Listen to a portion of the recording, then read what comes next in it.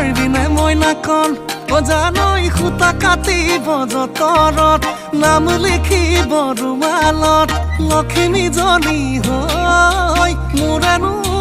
জীৱনত আমি গাঁৱলীয়া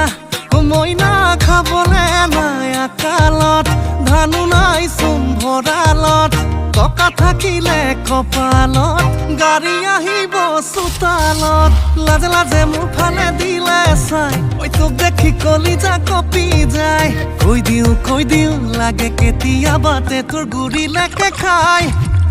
এপেক দুপেক নিচা নহলে ভালে নালাগে পাই মইনা নধৰিবি